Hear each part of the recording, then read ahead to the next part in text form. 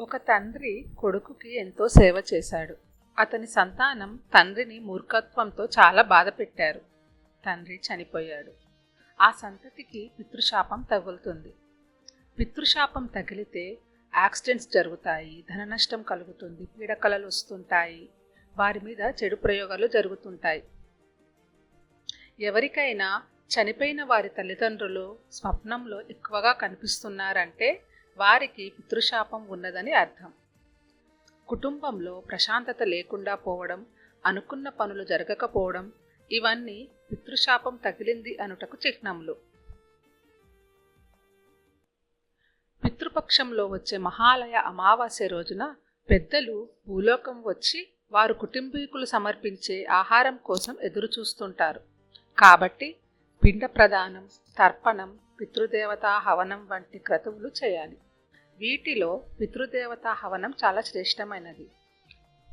హవనం వలన పితృశాపం శీఘ్రంగా నివారించబడుతుంది. కారణం, పితృదేవతలు పెద్దలు ధూపమును ఆశ్రయించి ఉంటారు.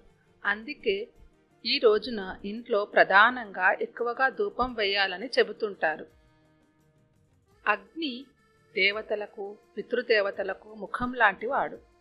హోమం ద్వారా అగ్ని పితృదేవతలకు హవిస్సులను చేర్చుతాడు.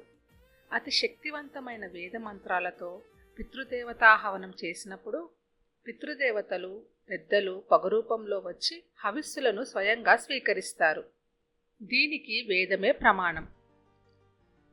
దైవశక్తి సంపన్నులు, నిత్యాగ్నిహోత్రులు, నిరంతరం వేద మంత్రాలతో దేవతలను ఆహ్వానించగల తపోసంపన్నులైన యజ్ఞకర్త ఆధ్వర్యంలో పితృదేవతా హోమాన్ని చేస్తే పితృదేవతల మరియు పెద్దల అనుగ్రహం కలిగి పితృశాపాల నుండి విముక్తి కలుగుతుంది. కుటుంబంలో సుఖశాంతులు, అనుకున్న కార్యంలో విజయం సాధిస్తారు. ఈ పితృదేవతా హోమంలో ప్రత్యక్షంగా కానీ పరోక్షంగా కానీ పాల్గొనవచ్చును.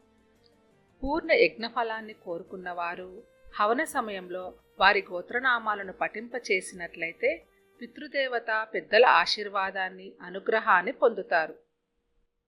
ఈ హోమంలో పాల్గొనాలనుకునేవారు ఈ నెంబర్ను సంప్రదించండి.